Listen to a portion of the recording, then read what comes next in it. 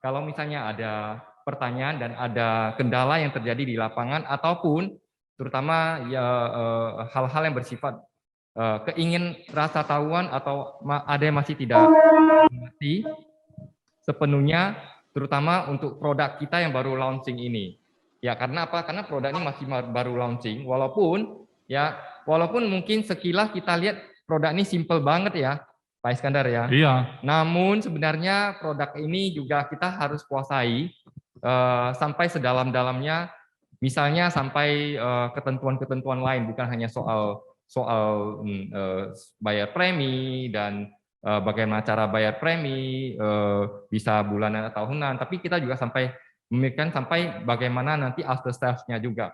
Jadi teman-teman kita harus kuasai, harus pahami, karena apapun nanti di dalam presentasi, ketika kita jumpa dengan di lapangan dengan nasabah, pasti akan muncul juga pertanyaan-pertanyaan seperti itu ya Pak Iskandar. Iya. Jadi mari kita hari ini belajar bersama, kita gunakan kesempatan kali ini untuk bisa mengupas lebih jauh lagi tentang produk ini. Iya. Ya, tentunya Pak Iskandar, produk ini kita sudah tunggu-tunggu dari bulan lalu ya. Nah, dan sekarang ini bulan Desember kita sudah mulai launching dan saya sudah dengar kabar ada beberapa teman sudah closing. Ya. Sudah mulai closing ya. Ratusan juta pula itu. Ya, ratusan juta. Karena memang angka ratusan juta untuk produk seperti ini tidak aneh. Tidak heran ya. Tidak heran. Kenapa? Karena konsepnya itu berbeda. Kita bergerak dari point of view yang berbeda ketika kita mengantarkan produk ini, menjelaskan produk ini kepada nasabah. Ya, betul. Nah, Pak Iskandar, kalau kita mau bicara tentang produk ini, menurut Pak Iskandar sebenarnya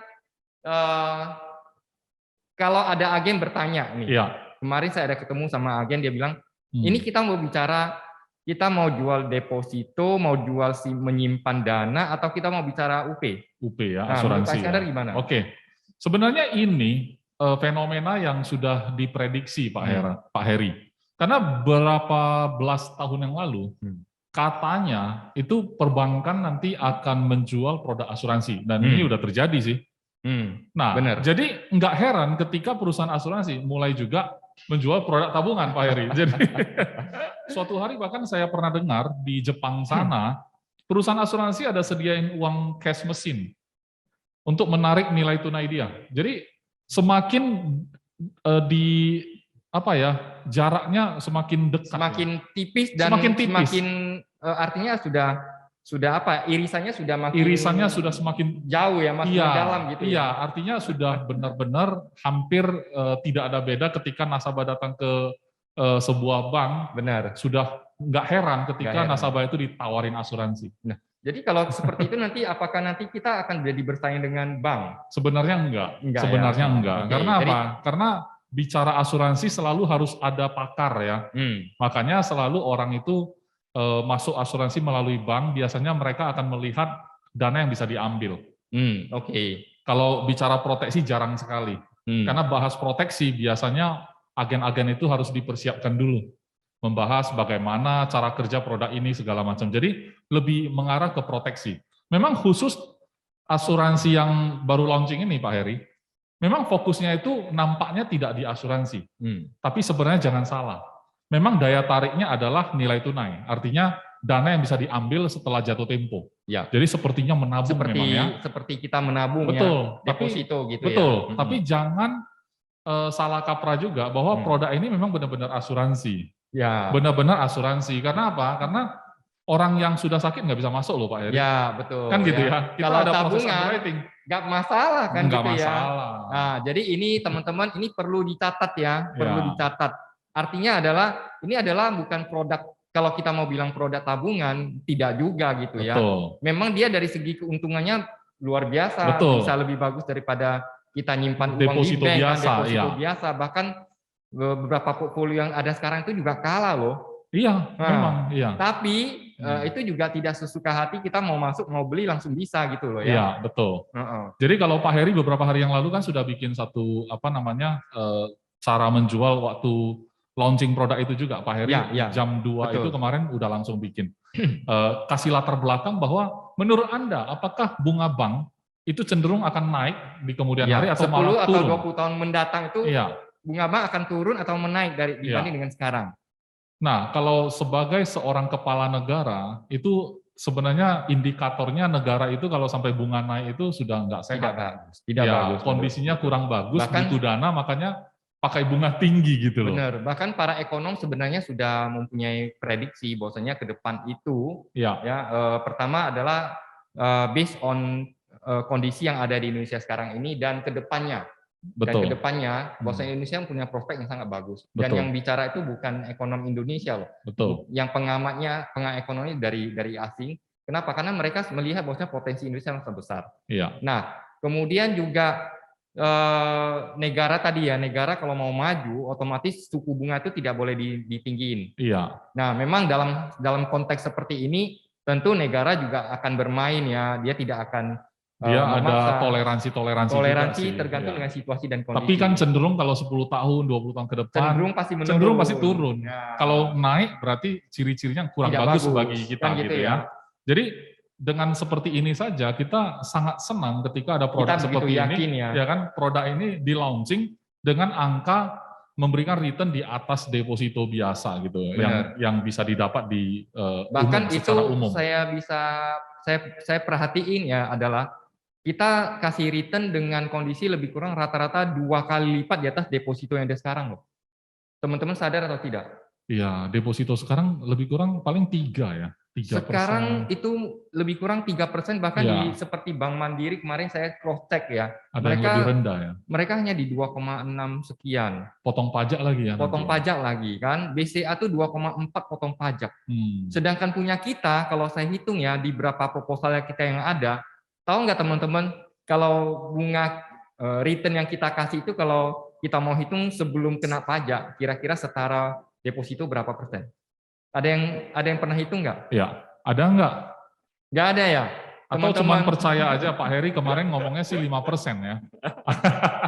Percaya aja atau udah hitung? Ya, ada yang jawab tadi? Berapa? Ada yang jawab berapa? Sebelum potong pajak itu kira-kira berapa persen itu ya? Setara berapa persen? Teman-teman saya udah hitung itu. Setara lebih kurang 6 sampai 6,5%. Potong pajak? Potong pajak jadinya sekitar 5% sampai 5, sekian gitu. Iya. Jadi kalau teman-teman benar-benar hitung sendiri pakai financial calculator, sebenarnya ini setara dengan bunga tabungan 5,2%. Bukan tabungan loh. Kalau tabungan lebih parah. Kayak kita kan menabung kan. Anggap saja kita punya tabungan yang bunganya 5,2% sekarang kalau kita masuk produk ini. Nah, sekarang kan Pak Heri, judul kita kan pertanyaan sulit. Artinya gini, produk ini bagus, ya, menguntungkan, udah jelas. Proteksinya ada, iya. Tapi kan tentu waktu kita tawarkan ke orang, teman-teman mungkin ada hal yang mengganjal. Yang mungkin nanti kalau nasabah saya nanya seperti ini, saya jawab apa gitu. Itu yang kita mau selesaikan hari ini. Ya. Supaya apa? Kata sulit ya dalam dunia ini sebenarnya nggak ada sebenarnya. Maksudnya gini, sulit itu hanya sementara sampai kita tahu jawabannya jadi nggak sulit gitu loh. Sulit itu karena belum ngerti. Kalau sudah ngerti, nggak ada yang sulit. Iya kan? Iya betul nggak Pak Heri? Kayak bikin Go Passport. Kalau Anda belum pernah pakai, ya tentu sulit. Tapi kalau closing sebulan 5 kali, ya mudah itu. Kan gitu ya. Jadi dunia ini sebenarnya nggak ada yang sulit.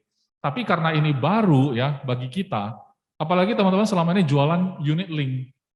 Unit link itu kan kita udah tahu speknya seperti apa, cara kerjanya seperti apa, auto debit segala macam. Nah, ini kan masuknya ke polis tradisional. Polis tradisional. Nah, mungkin sesuatu yang baru, lucu ya. Ya. Katanya tradisional tapi baru.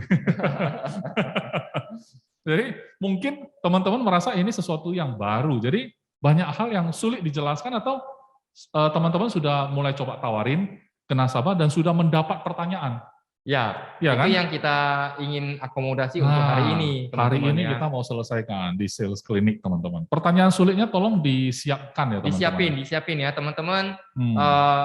Apalagi yang sudah betul-betul terjun di lapangan ya. Kemarin kayak seperti Pak Ciko, dia ketemu dengan orang bank, orang banknya juga ada bilang ya, Pak Ciko nanti boleh samperin kita ya.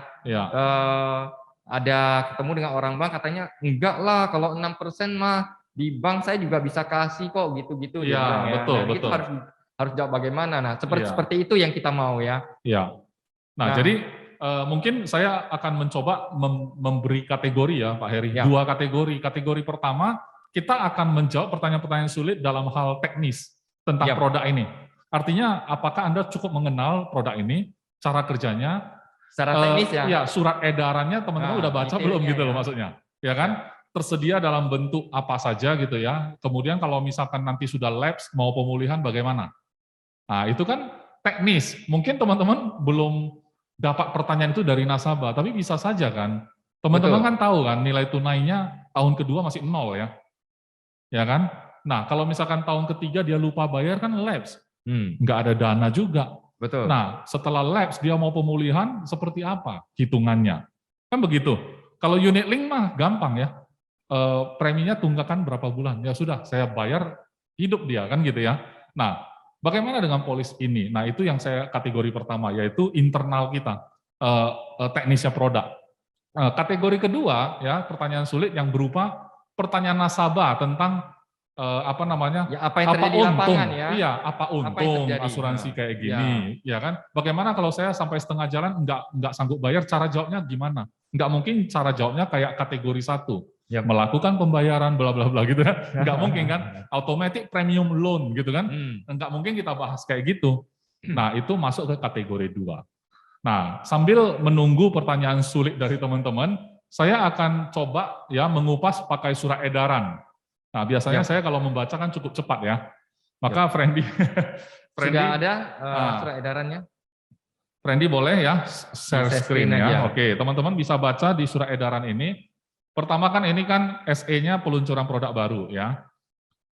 Nah, bahas keunggulan segala macam, maka kita akan lompat ke halaman berikutnya, Pak. Halaman 3 kalau nggak salah ya. Ini soalnya welcome aja, welcome letter dari BOD kita. Oke, ini bahasa Inggris. Terus next lagi. Nah, ini ya lampiran pertama ya, teman-teman ya. Betul. Kita sama-sama pelajari dulu, nanti pasti muncul pertanyaan sulitnya kan gitu ya. Betul. Oke, ketentuan umum mata uangnya rupiah. Jadi jangan tanya PAM ya. Pak, ada dolar mau gak? masuk dolar gitu kan. Pertanyaan itu bukan jelas, pertanyaan ya? sulit ya, itu pertanyaan nggak penting. Itu ya. Sulit dijawab. Sulit, nggak perlu dijawab. Kemudian usia masuk pemegang polis. Nah ini teman-teman kan tahu pemegang polis dan tertanggung itu beda. Beda ya. Jadi kalau ada orang yang cukup tua, uangnya banyak, dia umurnya udah di atas 70, tapi 73-an gitu ya. Dia bilang boleh nggak masuk asuransi ini? Boleh jadi pemegang polis ya. Tapi tidak boleh dilindungi. Dia boleh beli. Iya, boleh beli. Dia boleh beli. Bahkan dia yang tarik nanti uangnya. Kalau dia masih hidup ya. Kenapa? Karena pemegang polis itu yang berhak tanda tangan. Untuk tarik dana, tahapan, segala macam. Ya. Nah, dia boleh masukin mungkin anaknya, cucunya gitu loh sebagai tertanggung ya teman-teman. Nah, itu pemegang polis. Kalau tertanggung, itu yang ketiga, itu kita lihat dulu masa pembayaran, masa pertanggungannya, MP itu masa pertanggungan teman-teman.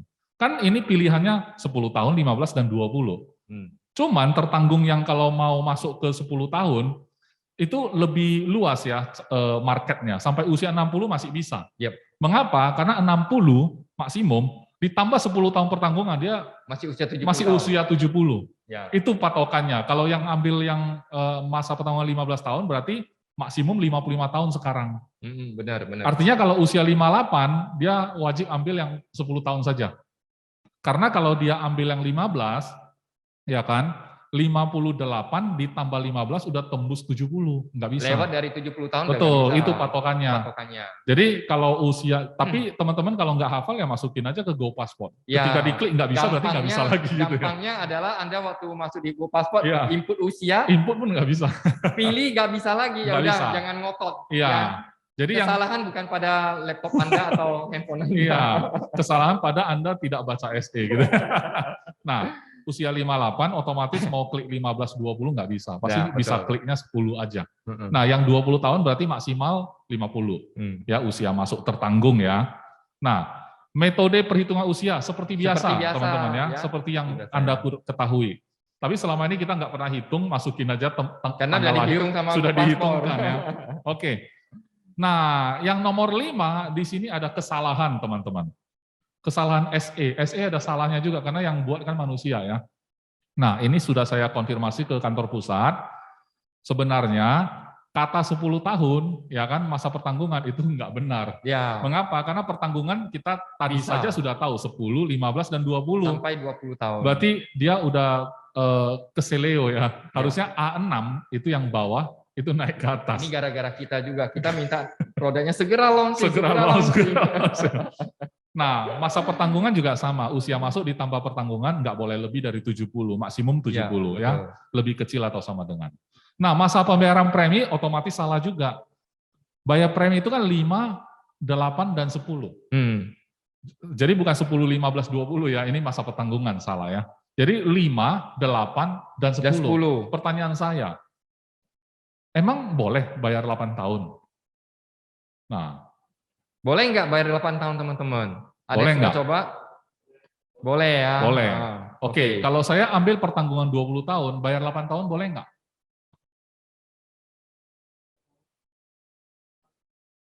Lima dan? Ya, 5 dan 10. Biasa. Bagus, Erik ya. Erik berarti menghafal ya. Sudah hitung ya. Ya. Jadi gini, pilihan 8 tahun hanya untuk yang masa pertanggungan 10 tahun saja. Pilihan hanya ada di masa pertanggungan 10 tahun. Jadi kalau yang masa pertanggungan 10 tahun boleh pilih 5 atau 8 gitu aja. Jadi 8 itu hanya special case. Itu pun kalau usianya kalau di total tambah 8 tidak lebih dari 70 ingat ya. Gitu loh teman-teman ya. Bukan itu. Jadi sebenarnya gampang aja ya, hanya ada pilihan untuk masa pertanggungan hanya yang 10 tahun. Kalau 15 tahun dengan 20 tahun otomatis pilihannya sudah 5 dan 10 saja. 5 dan 10. Ya, oke. Nah, kemudian masa usia masuk tambah masa pertanggungan sama aja kayak tadi. Ya, sekarang masuk ke frekuensi pembayaran. Boleh nggak polis ini bayar bulanan? Boleh. Triwulan boleh, seperti biasa. Tapi yang tidak biasa adalah cara hitungnya. Kalau kita masukin ke proposal, ya kan, otomatis dihitungkan. Kita kan nggak pernah tahu kalau mau bayar bulanan sekian muncul premi bulanan. Kalau mau bayar tahunan sekian muncul premi tahunan. Padahal kalau di unit link kan bayar tahunan dan bulanan bagi 12. Bagi aja. Iya. Kalau yang bulanan kali 12 kan gitu ya. Ini kan bukan unit link, ini bukan unit link, betul. Jadi ini diberlakukan pakai faktor. Jadi kalau misalnya bulanan dia dikenakan 0,091 dikali premi tahunan, teman-teman. Nanti munculnya misalnya premi tahunannya 10 juta kali 0,091 ini berarti sebulannya 910.000. Jadi ini tujuannya sebenarnya adalah gini ya Pak Iskandar mungkin ya. Kalau orang kita ini agent nih lagi buat proposal, sudah dihitung nih proposalnya udah yang 100 juta,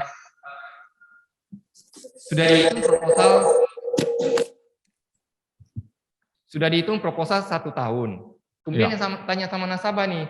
Jadi kalau saya mau bayar bulanan gimana? Anda kalilah dengan faktor itu. Jadi jangan langsung bagi 12. Nah, jangan langsung bagi 12. Nah, kalau Anda buat proposal sih nggak usah hitung-hitung lagi. Betul. Begitu masuk ya angkanya sudah dihitung. Tapi saya sarankan teman-teman kalau di depan nasabah buat proposal khusus untuk PDP ini Dwi Guna Pasti itu gampang. Prosesnya cepat juga. Karena nggak banyak. Banget ya. Iya, nggak ada masukin rider segala macam. Diproses pun cepat selesai ya. Langsung muncul. Langsung keluar. Jadi nggak usah ragu-ragu gitu ya. Metode pembayaran premi mengikuti ketentuan yang berlaku. Artinya apa? Kalau misalkan teman-teman pilih premi yang terlalu rendah, ya kan, maka wajib auto debit seperti biasa ya, seperti unit link juga. Jadi saran kita memang semuanya di auto debitkan saja untuk polis-polis seperti itu.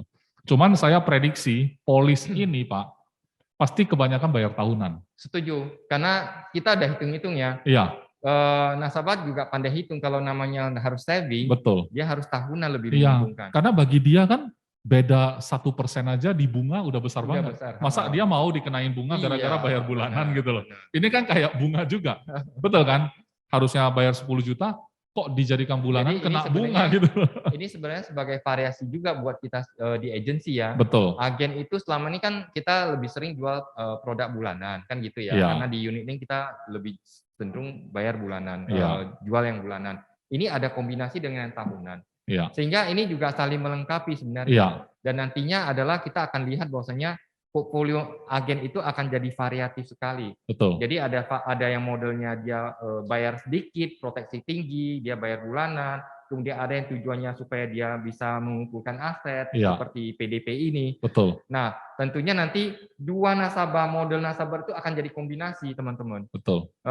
Orang yang sudah beli PDP, dia bakal mungkin akan suatu hari tertarik untuk beli proteksi yang lain kan gitu ya. Iya. Jadi saya teringat Sanjay Tolani pernah bilang, kalau kita closingnya case bulanan, itu yang bisa bikin kita tutup biaya hidup bulanan soalnya. Betul. Biaya hidup kan bulanan.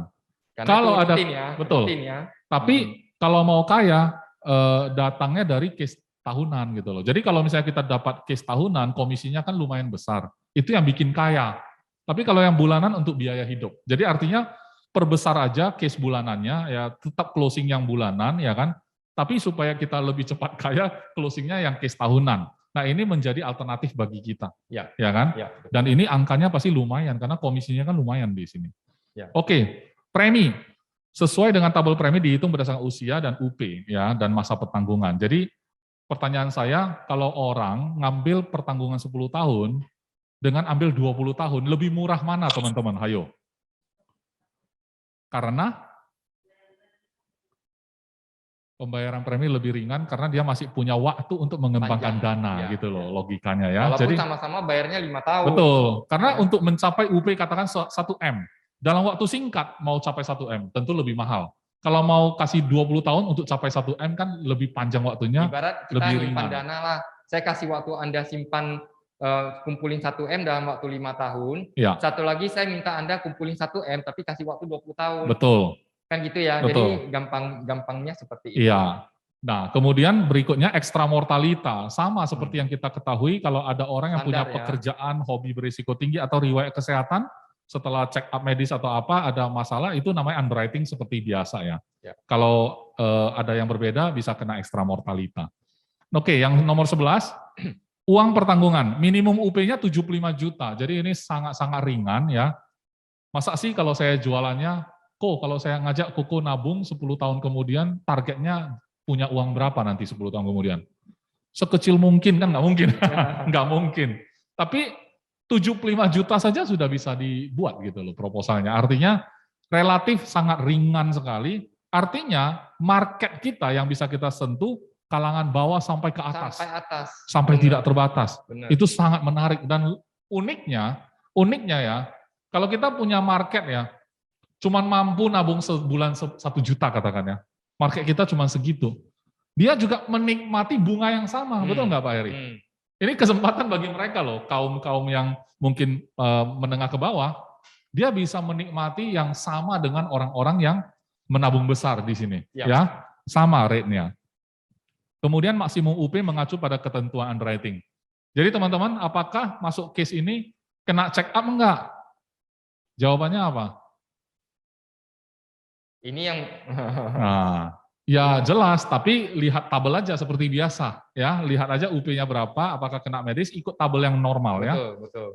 Oke, kemudian pengecualian. Pengecualian di sini bunuh diri tahun pertama enggak boleh, segala macam. Eksekusi hukuman mati, melakukan kejahatan, akibat kejahatan atau pembunuhan dilakukan oleh berkepentingan dalam pertanggungan, misalnya ahli warisnya yang membunuh gitu kan, ketahuan gitu kan, dan itu enggak akan dibayar. Itu seperti biasa. Di polis manapun sama. Masa mempelajari polis. Nah ini yang unik, biasanya tradisional nggak ada beginian. Tapi ini diberikan waktu 14 hari kerja ya, sejak polis elektronik berhasil terkirim di email. Ke alamat email. Nah ini masih bisa free look ya, itu seperti biasa. Oke, next, Randy. Masa leluasa. Nomor 14, masa leluasa. Ada 30 hari kalender terhitung sejak tanggal jatuh tempo, pembayaran premi terakhir. Nah, kalau premi sudah jatuh tempo, 30 hari kemudian tidak dibayar. Hari ke-31 apa yang terjadi, teman-teman? Lapse, kalau kita tidak punya nilai tunai. Ya, kalau punya nilai tunai, belum tentu lapse. Nanti kita akan pelajari di bagian nilai tunai ya. Oke, kemudian perubahan polis. Nah, ini uniknya. Ketika Anda pilih produk ini, UP 1 miliar, premi 140 sekian juta per tahun, Anda sudah ambil, tahun kedua, tahun ketiga Anda suka produk ini. Anda mau naikin UP, nggak bisa. Solusinya apa teman-teman? Beli polis baru ya. Beli polis baru. Kenapa? Karena nggak dibatasin kok, satu orang boleh beli berapa polis. Jadi kalau suka banget, beli polis baru. Tapi kenapa tidak bisa ya Pak Iskandar ya? Ada logikanya nggak gitu? Logikanya ada, karena ini bukan unit link yang hitungannya cuma segampang biaya asuransi. Oke, umurmu berapa, usiamu berapa, udah keluarin rate ya. Teman-teman harus mikirin, artinya adalah ketika kita naikkan di tengah jalan. Ya, perhitungannya lari semua. Perhitungannya lari semua. Kenapa? Karena ibarat uang yang kita mau masukin dan yang kita mau ambil nanti, kita kan pasti milih ambil yang angka besar. Sedangkan kamu masuknya di tengah jalan. Betul. Contoh Anda masuknya pertama masih 10 juta per tahun. Tiba-tiba Anda masuk 100 juta per tahun, Anda mau dapat angka yang 100 tahapan yang di 100 juta nggak bisa. Ya jadi logikanya seperti ya teman-teman ya. Saya sampai agak menghayal ya Pak Heri. Imajinasi kan. Saya bilang gini, kalau orang punya duit banyak ya, setiap bulan dia masuk polis baru 100 juta, 100 juta, 100 juta. Selama 12 bulan, 12 polis dia. 10 tahun kemudian, setiap bulan dia ada yang cair. Ada yang cair ya. Seperti itu, teman-teman ya. Nah, jadi tidak diperbolehkan melakukan konversi juga ke unit link. Tidak bisa, semua perubahan non-finansial boleh. Apa itu non-finansial? Ganti alamat, auto debitnya diganti, itu nggak masalah. Polis berubah, cara bayar berubah. Yang nggak ada kaitan sama hitungan premi dan UP ya, itu boleh. Perubahan finansial tidak diperbolehkan selama masa pertanggungan. Apa saja? Menaikkan premi, turunin premi, merubah masa pembayaran. Saya kan kemarin pilih 5 tahun, ternyata sulit nih. Saya ganti ke 10 tahun boleh nggak? Nggak bisa ya. Nggak bisa. Udah ngerti juga ya kenapa nggak bisa ya jawabannya ya. Hitungannya tadi lari lagi gitu itu lari semua. Ya. Menaikkan, menurunkan UP sama dengan premi sih sebenarnya. Merubah masa pertanggungan juga nggak bisa. Betul. Perhitungannya beda langsung. Pemulihan polis. Nah, pemulihan polis itu boleh ya mengikuti aturan pemulihan yang berlaku. Nah, seperti kita ketahui, Panin itu kan mempraktekkan itikat baik ya, sangat baik, terlalu baik ya. Kalau udah lapse ya kan, masa leluasa sudah berakhir kan lapse. Nah, waktu lapse kan pemulihan harus isi form ya biasanya. Di semua perusahaan kayak gitu. Tapi di Panin baik hati. Ketika dia belum lewat kalau nggak salah 60 hari. Masa dari jatuh tempo ya? Ya, betul. Nah, jadi walaupun leluasa sudah berakhir, tapi belum lewat 60 hari dari jatuh tempo, dia bayar saja langsung otomatis pulih. Nah, ini masih sama di polis ini, masih sama, silakan saja kalau memang belum sempat terjadi yang namanya pinjaman premi otomatis ya. Ya. Bentar, ini kok hilang? Friendly? Oke. Pemulihan polis ya, oke. Dapat dipulihkan kembali maksimal 2 tahun. Jadi teman-teman kalau polis ini sudah lapse lebih dari 2 tahun sudah nggak bisa pulih ya. Jadi pemulihan ditunggu ya supaya nasabah lakukan maksimum 2 tahun. Di semua polis itu semua sama, termasuk unit link teman-teman. Cuma mungkin teman-teman nggak pernah ngalamin. Ada polis yang sudah terlalu lama lapse-nya, lebih dari 2 tahun. Even unit link pun nggak bisa pulih. Dia suruh kita buka polis baru ya. Kemudian juga harus dapat persetujuan, jelas dong, kayak mengajukan baru soalnya ya.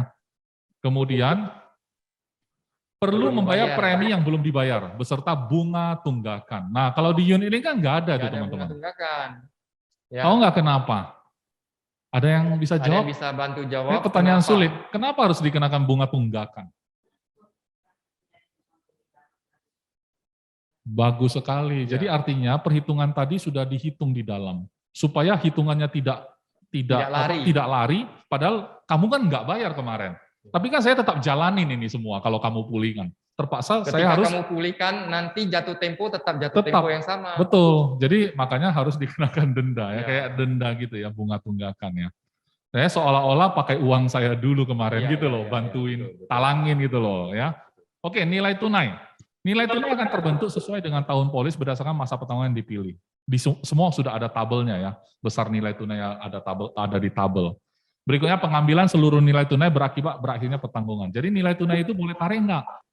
Jawabannya boleh, tapi polis tutup ya. Nilai tunai baru terbentuk mulai awal tahun ketiga. Teman-teman kalau perhatikan, ambil pertanggungan tahun berapapun, itu 2 tahun pertama 0 itu ya. Iya, tahun ketiga baru muncul. Jadi apabila ada penebusan polis atau surrender ya, ini sudah masuk, oke, sorry. Nilai tunai pada akhir tahun merupakan masa akhir masa pertanggungan. Teman-teman kalau lihat nilai tunai di tabel, itu adalah akhir tahun ya. Jadi kalau misalnya ada angka di sana, tahun ketiga, itu maksudnya akhir tahun ketiga. Bukan awal tahun ketiga. Bukan awal tahun ketiga ya. Gitu. Oke, kemudian perhitungan nilai tunai tidak memperhitungkan kenaikan premi akibat keputusan underwriting. Jadi kalau misalkan kena ekstra premi segala macam itu enggak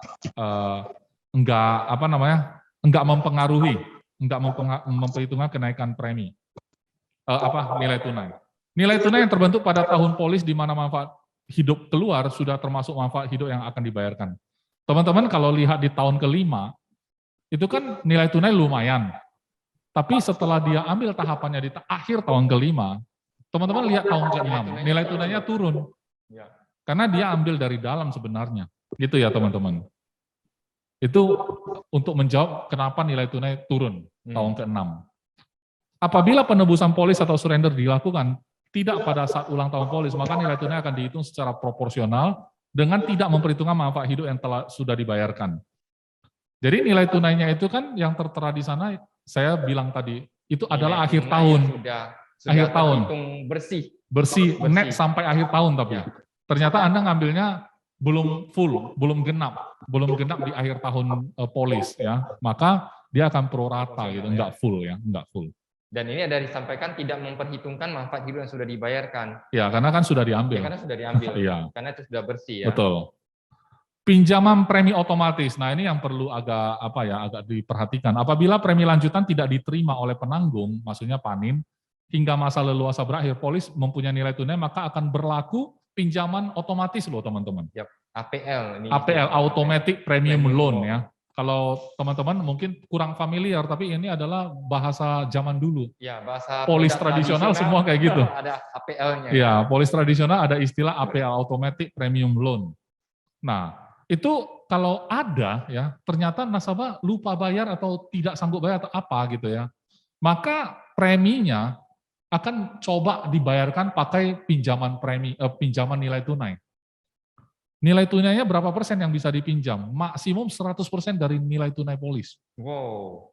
Jadi kalau nilai tunai yang tertera bisa cukup talangin, dia akan talangin terus ya. Sampai nilai tunai habis baru lapse. Ya.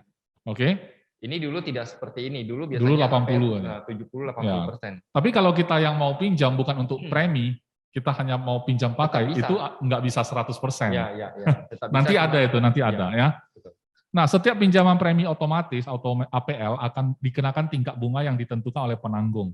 Saya tanya ke company, ini bunga berapa? Sama bunga tunggakan premi yang tertunggak tadi itu kan sama kan? Dia bilang sama aja, itu bunga juga namanya kan? Nah, bunganya berapa? Itu kan menurut perhitungan pusat ya. Lebih kurang katanya, terakhir kalau di ADS biasanya ada announcement ya. Itu ada pengumuman 13% setahun. Berapa? 13% setahun. Jadi sebulan 1% lebih, 1,0 sekian sebulan.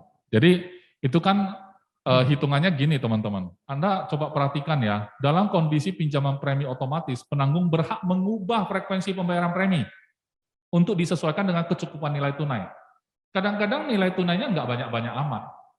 Tapi kalau dibayarkan setahun ke depan nggak sanggup, maka perusahaan berhak mencoba mengubah jadi bulanan supaya nilai tunainya cukup bayarin. Mungkin bisa tahan 4 bulan, bisa tahan 5 bulan, kemudian lapse lagi. Paham ya teman-teman ya?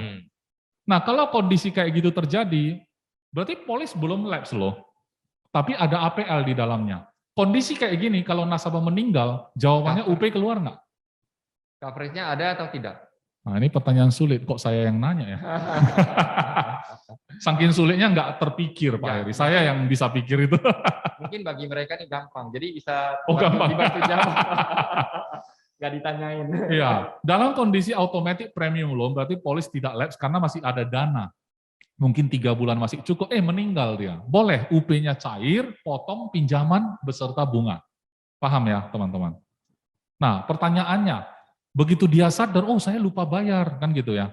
Saya mau bayar lah gitu. Gimana cara hitungnya? Maka automatic premium loan yang sudah kena tadi itu kan ada bunganya. Maka setoran Anda tidak bisa sama kayak premi tahunan lagi. Nanti waktu Anda mau bayar premi, perusahaan akan hitungkan, oh kemarin sempat kepotong automatic premium loan sekian. Maka oke, bayar saja premi tahunan tapi kena bunga sekian persen. Tapi bunganya nggak besar. Kenapa nggak besar? Karena baru 3 bulan kan. Dan pinjamnya kan nggak full. Nggak full premi tahunan. Paham maksud saya ya? seberapa yang terpinjam di automatic premium loan itulah yang dikenakan bunga tadi. Dan nanti akan dibayarkan waktu kita mau bayar premi yang sebenarnya gitu. Sesimpel itu ya teman-teman. Kalau tahu nggak sulit, kalau nggak tahu sulit itu. Ya. Kan gitu ya. Pasti banyak teman yang nggak ikut pasti nggak tahu kalau ditanya kayak gitu ya. Sedangkan yang ikut aja belum tentu ingat ya. Yang satu ini ya. Iya. Perusahaan bisa mengubah ya prediksinya ya. Iya. PDL akan mengirimkan pemberitahuan pinjaman premi otomatis. Mungkin gara-gara kiriman email ini baru dia sadar ya. Aduh, saya lupa bayar premi sampai kena APL. Kira-kira gitu teman-teman. Ini sangat penting teman-teman karena produk ini nasabah punya mindset ini kan deposito saya. Jangan sampai gara-gara saya silap, uang saya nggak bisa tarik. Udah polisnya lapse, klaim nggak bisa dibayar, nilai tunai nggak ada, apa nggak murka itu? Jadi ini sebenarnya adalah satu layanan ya dari perusahaan. Betul. Untuk menjaga supaya polis ini jangan langsung lapse. Ya. Ketika nasabah misalnya lupa bayar Betul. atau karena suatu hal Betul. kan gitu ya, kartu kreditnya gagal debit. Iya. Apa. Betul. Jadi perusahaan itu menjaga nasabah jangan sampai kehilangan. Betul, betul sekali. Berikutnya pinjaman polis, ini nggak ada kaitan sama pinjaman premi ya. Ini memang pinjam dari nilai tunai. Pinjaman polis dapat diberikan kepada polis yang telah memiliki nilai tunai, jelas. Perhitungan pinjaman didasarkan pada nilai tunai di akhir tahun polis, di mana premi telah dijalani dan dibayar. Sedangkan jumlah pinjaman maksimum adalah 80%. Jadi kalau di sana ada 100 juta nilai tunainya, nasabah butuh dana, dia boleh pinjam 80 juta. Dikenakan bunga yang tadi juga itu, lebih kurang. Bunganya berapa? Kayak tadi juga itu yang saya sebut tadi, lebih kurang 13 kemarin saya tanya. Ya kan, tapi itu bisa berubah-ubah. Mudah-mudahan kedepannya bisa turun gitu. Ya kan? Nah, karena itu bunga situasional ya, sesuai dengan kondisi. Tapi memang kalau Pak Heri, kalau orang belanja pakai kartu kredit, ya kan? Bunganya memang sekian ya. Lebih tinggi, bunganya lebih tinggi. 2,5% kalau nggak salah sebulan. Kalau kartu kreditnya. Jadi ini kan di bawah banget sih kalau pinjam. Nah, pinjaman polis akan dikenakan tingkat bunga yang ditentukan kayak tadi saya katakan. Pengembalian pinjaman dapat dilakukan sewaktu-waktu secara sekaligus, diangsur atau diperhitungkan pada saat pembayaran klaim. Jadi kemarin ada yang bilang, kalau ini saya fungsikan jadi UP, otomatis nilai tunai boleh saya pinjam, saya pakai dulu aja. Toh kalau meninggal boleh dipotong. Memang betul, boleh. Atau tidak meninggal, waktu klaim hidup ya, kan 10 tahun cair tuh. Total cair, tapi harus potong. Itu. Pinjaman yang tadi 80 juta tadi itu, beserta bunga-bunganya gitu loh. Oke, ada pertanyaan sampai di sini? Belum ya? Pengembalian pinjaman boleh di kapan saja katanya. Oke, kemudian namun jika pinjaman dan bunga terhutang serta kewajiban lainnya sama besar atau melebihi nilai tunai, maka secara otomatis polis jadi batal. Ya. Bisa kejadian kayak gitu, bisa. Ya. Karena apa? Memang ada nilai tunai, memang boleh pinjam. Begitu pinjam, begitu pinjam, bunganya jalan sampai totalnya melebihi dari yang nilai tunai yang seharusnya. Berarti melebihi 20% ya tadi kan, pinjam 80 tuh. Setelah berbunga sama pokoknya lebih dari itu bisa jadi lapse. Kenapa? Karena sekarang hutangnya aja melebihi nilai tunai yang seharusnya, nggak bisa. Jadi itu bisa jadi lapse, agak bahaya ya. Caranya nasabah mengisi form, mengajukan pinjaman polis. Nasabah akan dikirimkan konfirmasi persetujuan pinjaman kalau sudah disetujui.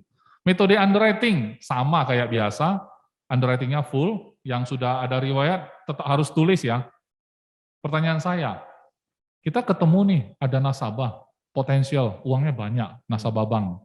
Tapi dia sudah kena penyakit jantung. Tapi dia suka sama bunga ini. Anda mau tawarin dia, bisa nggak teman-teman? Solusinya apa? Ayo. Ini. Ya, ada yang menjawab ya? Di Zoom. Ya. Oh ya, silakan. Masuk dengan nama anaknya. Masuk dengan, pintar ya. Oke. Bu Yeni ya ini ya. Suaranya. Ya.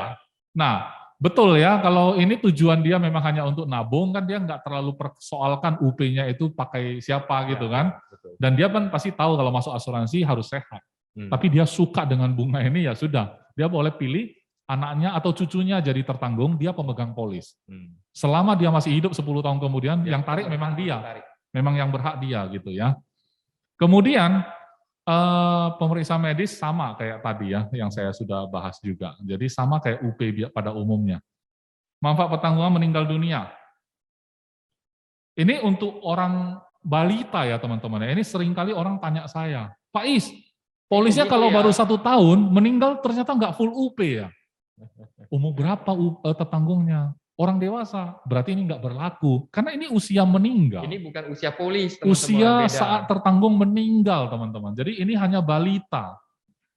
Kalau udah 5 tahun pun udah 100% juga. Jadi ini nggak usah terlalu dikhawatirkan. Antara usia polis dan usia tertanggung saat meninggal. Gitu loh ya. Itu beda sekali. Dan ini sama berlaku di semua polis, bukan hanya polis ini, dan semua perusahaan. Oke, namanya Lion Clause ya. Lion Clause. Oke, manfaat hidup. Karena ini memang kita tunggu-tunggu kan gitu ya. Soalnya kalau UP udah pasti cair. Tapi kalau nggak meninggal gimana? Nah ini manfaat hidup namanya. Kita sebut juga dana tahapan. Ya. A, manfaat dana tahapan dibayarkan sesuai dengan masa pertanggungan. Besarnya apa? Itu tabelnya. Cara baca tabelnya gimana? Cara bacanya gini. Yang ke samping itu masa pertanggungan. Anda tentukan dulu masa pertanggungannya berapa tahun gitu loh. Kalau pilih yang 20 tahun, berarti akhir tahun ke-5 terima 10%. Akhir tahun ke-10 terima 20. Akhir tahun ke-15 terima 20. Akhir tahun 20 terima berapa? Sisanya berapa? Nah, ya. Pak Eri? Yang 20 tahun nih misalnya. Tahun ke-5 kan terima 10. Tahun ke-10 terima lagi 20. Tahun ke-15 terima 20. Tahun ke-20 terima berapa? Yang sudah diambil. Ah, berapa? Dari berapa? Soalnya? Ya. Ya. Kalau secara persen ya 50%. 50%. Karena ini kan persen kan, gampang aja. 10%, 20, ya, sisanya 50, selesai. 50% ya, iya. Pak Suwarti ya. Nah, kalau yang 10 tahun, berapa kali cair?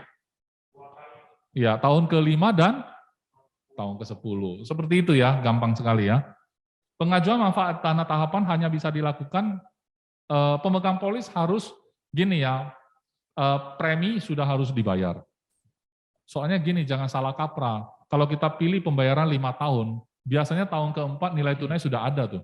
Tahun ke-5 dia nggak bayar premi, kadang-kadang dia lupa atau apa. Posisi automatic premium loan, nggak lapse. Tapi dia lihat nilai tunai, seru dia. Dia tungguin tahapannya, nggak cair-cair tahapannya. 10%-nya itu kan tahun ke-5, akhir tahun ke-5. Ternyata nggak cair-cair.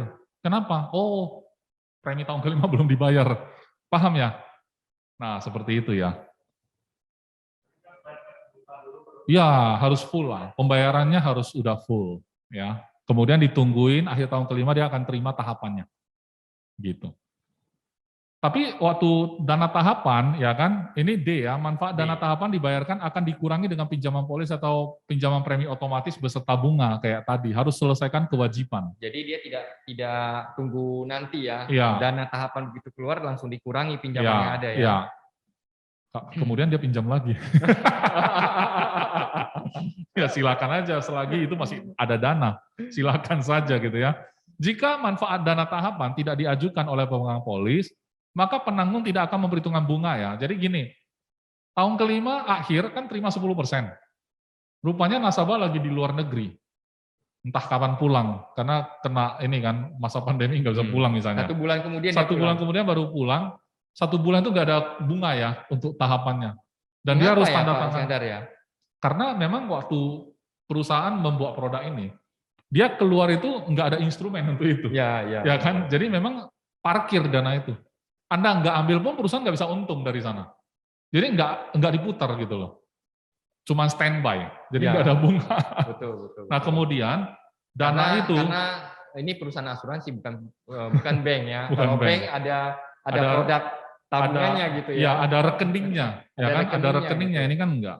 Ya. Kemudian dana tahapan itu kan harus diajukan loh teman-teman, ada formnya. Jadi kayak kita mau withdraw. Cuman ini tradisional, jadi pengambilan tahapan ada checklistnya, harus tanda tangan form. Tujuannya apa? Soalnya ini 5 tahun ke depan. 10 tahun lagi, 15 tahun lagi, Bisa bahkan saja 20 tahun lagi. Bisa saja ada data yang berubah, Nomor rekening berubah, segala gitu macam. ya. Memang waktu kita masuk ada nomor rekening yang kita cantumkan, tapi 5 tahun, 10 tahun kemudian mungkin udah kita tutup itu rekening, betul nggak? Jadi nggak bisa kita otomatis perusahaan transfer ke sana, nggak boleh. Jadi diajukan secara tertulis supaya bisa dikoordinasikan nomor rekening yang benar gitu. Kemudian B3, manfaat akhir masa pertanggungan.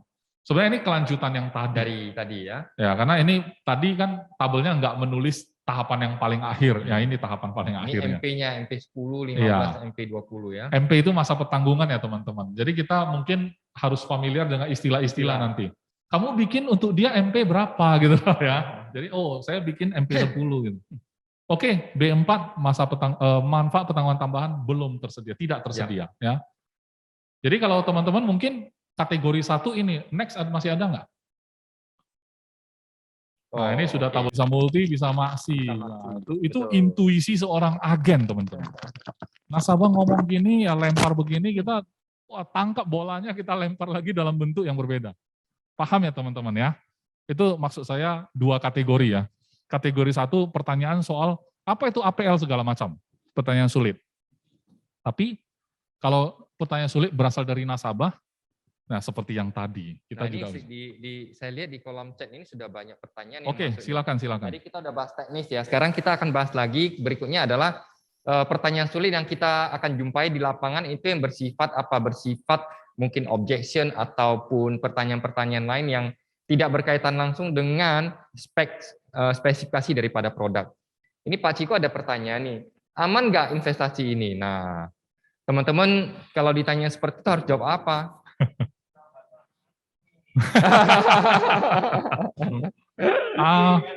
Aman lah, panin ini bukan money game ya, bukan micin ini. Jadi bisa juga ya kalau Pak Erik jawab kayak gitu dengan teman-teman ya yang sudah dekat. Ya kan, apaan lu bilang nggak aman, ini panin bukan kaleng-kaleng gitu misalnya. Orang langsung, oh iyalah kayak gitu, bisa juga. Tapi kalau orang yang mungkin kayak Pak Ciko nggak puas dia, kalau ngomong kayak gitu ya. Kalau saya tanya balik, menurutmu aman nggak? Kan gitu kan. Dia bilang ya takut-takut juga, kenapa kamu takut? Ya kemarin kan ada tuh perusahaan asuransi yang akhirnya bank lain, akhirnya nggak bisa bayar kan.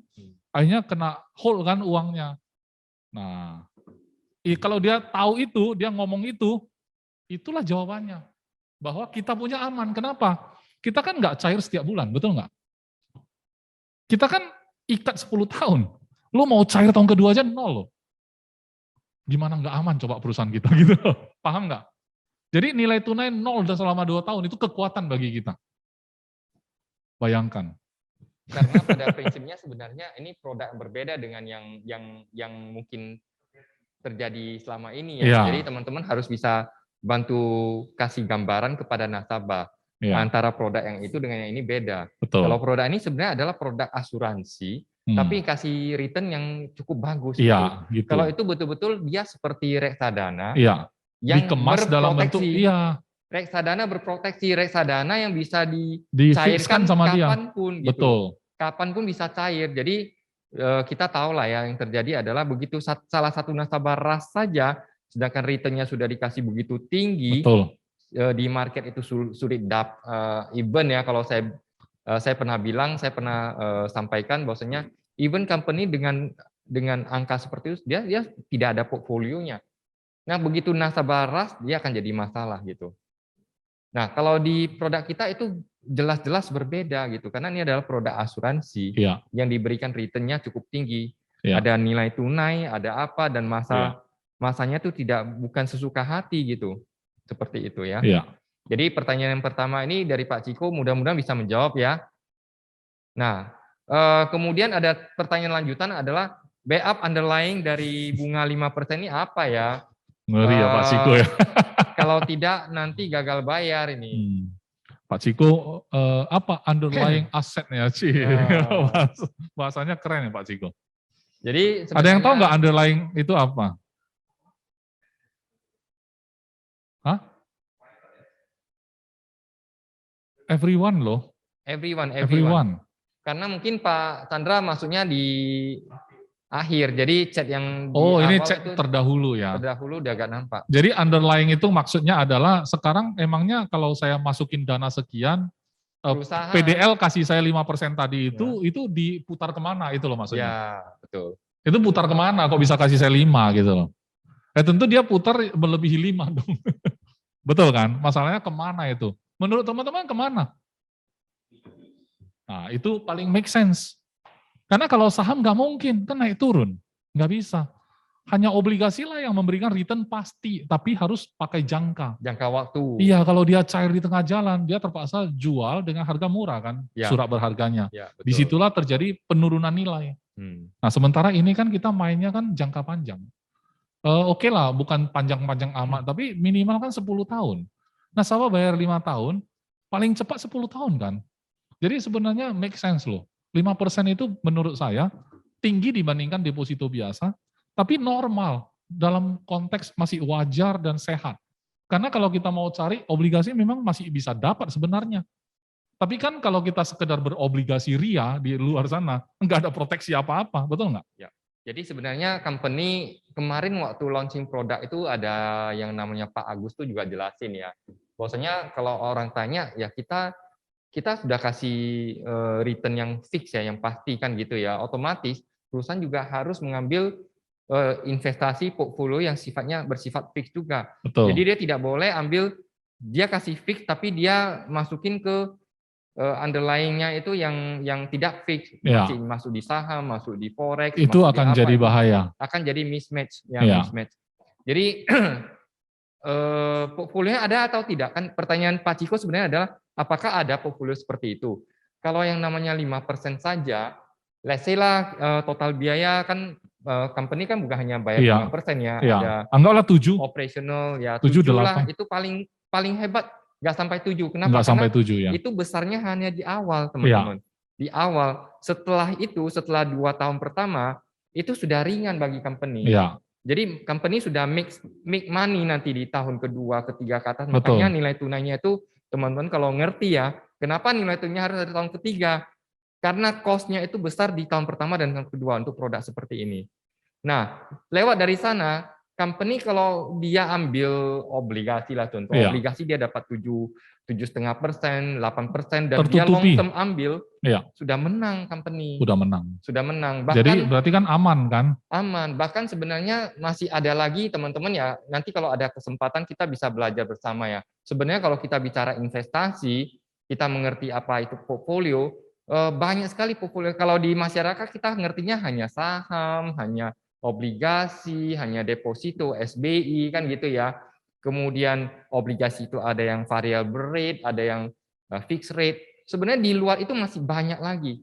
Banyak lagi. Tapi sebagian besar kalau yang kita sudah tidak tahu itu sebagian besar itu adalah portfolio yang memang digunakan hanya dijual kepada korporasi. Jadi bukan ke individual. That's why kadang-kadang kita nggak kenal. Seperti ada yang namanya deposito on call, kemudian overnight cash, kemudian banyak lagi sebenarnya teman-teman.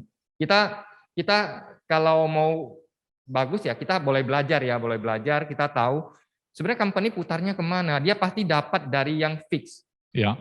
Jadi misalnya kalau kadang-kadang kan bank butuh likuiditas contoh. Bank butuh likuiditas saat dia butuh likuiditas biasanya bank bisa pinjam ke institusi keuangan. Ya. Dan biasanya itu juga institusi keuangan meminjamkannya itu dia akan cas dengan apa? Bunga, pasti kena yang lebih bunga. tinggi. Kan gitu ya. Kadang bahkan kalau kita lihat APL saja, company cas berapa persen? 13%. 13%. Nah, kalau ada overnight cash seperti itu ataupun untuk likuiditas dan segala macam, itu company bisa cas ke orang yang meminjam itu bisa 17%, 8%. So itu sifatnya juga fix gitu. Nah, masih banyak lagi teman-teman. Jadi kalau kita mengerti yang namanya investasi portfolio untuk dapat 5% per tahun itu masih sangat memungkinkan. Nah, bagi masyarakat awam di mana ya kita tahu bahwasanya yang namanya investasi itu kalau obligasi saja kalau dijual itu kan ada first market, second market, third market kan gitu ya. Kita itu di masyarakat maksudnya sudah tidak akan di first market. So, kemarin ini saya ada jelaskan juga ke Pak Ciko, satu perusahaan atau pemerintah atau perusahaan asing, perusahaan swasta, ketika dia meluncurkan obligasi, yang dia jual pertama itu dia nggak akan langsung ke market. Ya. Dia nggak mungkin masuk ke market. Kenapa? Bayangkan saya sebuah perusahaan besar, saya keluarin obligasi nilainya besar ya, misalnya, oke, 1 triliun. 1 triliun kalau dia jual ke market masyarakat yang belinya cuma 1 juta, 2 juta, kapan selesai? Jadi mereka akan masuk ke mana? Mereka biasanya akan masuk ke korporasi, ke fund manager, yaitu salah satu ya fund manager yang punya dana besar. Saya sekali ambil misalnya, saya ambil 100 miliar, saya sekali ambil 50 miliar, yang dimana itu tidak akan masuk. Nah, dari sana market itu baru dijual kembali. That's why harga obligasi itu juga akan naik turun. So, teman-teman, biasanya yang besar pasti dapat duluan. Seperti kalau distributor, pabrik, dia pasti ke distributor utama dulu. Distributor baru ke distributor lanjutan. Biasanya sudah ada selisih. Ya, sudah ada selisih. Itulah yang terjadi. Jadi 5% itu masih sangat make sense sekali ya. Jadi teman-teman harus tahu itu. Kenapa? Teman-teman adalah agen. Kita kalau tidak yakin dengan produk yang kita jual itu bahaya. Ya, yang lebih bahaya sekarang yang pernah terjadi adalah, agennya nggak pernah tahu itu company aja. Uangnya diapain, datang dari mana, tapi berani jual, yaitu karena komisinya buta. Gede mungkin. Ya. Itu membabi buta. Ya, kalau kita mengerti seperti ini dan kita punya satu keyakinan, oke, kalau gitu saya akan sangat aman untuk menjual dan saya tidak akan takut company tidak gagal bayar seperti kata Pak Ciko ya. Minimal berapa saya boleh join produk ini? Jawabannya ada 2 cara. Cara pertama kalau technical kayak tadi saya bilang, UP-nya 75 juta. Itu kan kecil banget kan. Nah, jadi cara jawab yang benar bagaimana kalau ditanya sama nasabah? Minimal berapa boleh saya join produk ini? Kalau Pak Erik ditanya, jawabannya apa, Pak? Jawabannya itu juga. Kalau itu juga nanti dia masuk itu loh, kecil banget preminya. Betul enggak? Betul ya, Kartini kalau ditanya jawabannya apa? 2M. 2M, besar banget itu, kecil. Saya enggak sanggup. Minimal 2M, wah. Wah, saya enggak sanggup. Hah? Itu tepat sekali, itu yang saya harapkan. Artinya apa? Ketika orang tanya kita harus tahu dia nanya untuk sesuaikan kemampuan dia, atau dia tanya tentang produk. Kalau misalnya dia tanya untuk dia supaya cocokin kondisi dia, maka kita tanya balik. Kalau soal berapa minimal, saya mau tanya, kamu pengen punya duit minimal berapa 10 tahun ke depan? Betul nggak? Dari sana berangkat hitungnya, bukan minimalnya dari kita, kalau dari kita kekecilan. Kan gitu. Ya kan? Artinya apa? Artinya jawaban minimal itu bukan karena spek produk, tapi jawaban atas pertanyaan minimal berapa itu adalah kondisi nasabahnya. Dia maunya apa? Ya, biasakan seperti itu, teman-teman. Jadi jangan kayak robot yang ambil minimal ya, oke, saya contek. Contekan nggak ada telepon leader. Pak Chandra, ya kan minimal berapa ya premi? Berarti kan kita nggak berdasarkan apa ya? Kebutuhan nasabah tidak tercapai lagi. Betul. Gitu. Berikutnya, kalau pemegang polis meninggal atau yang setor, tertanggung nggak sanggup melanjutkan, gimana ya?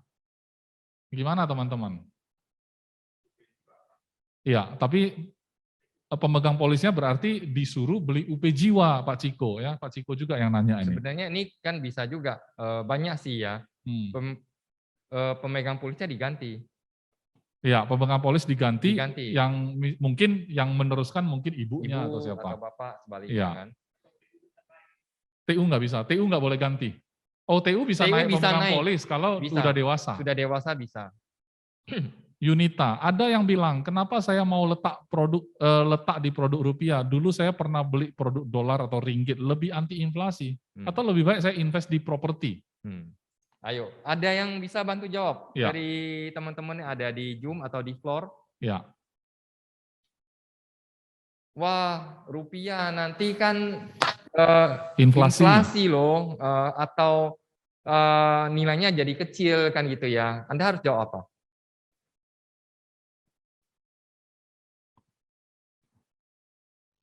Telepon leader. As leader. Ada berapa choice gitu ya. As the leader. 50-50. Ya. Ya, jadi sebenarnya gini, kalau yang namanya produk ya, spek produk itu kan sudah dibuat. Rupiah itu sendiri bagaimana? Rupiah ini kita mau bicara ekonomi, maka Anda harus yakin satu hal adalah bahkan pakar ekonomi sehebat apapun, dia tidak bisa lakukan prediksi yang pasti. Kan gitu ya. Memang kalau kita lihat ya cenderungan rupiah takutnya bisa inflasi, bisa apa, kan gitu ya.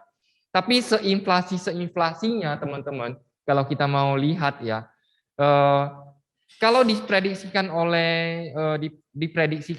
ke depan 10 sampai 20 tahun ke depan itu bunga bank itu akan rendah, artinya apa?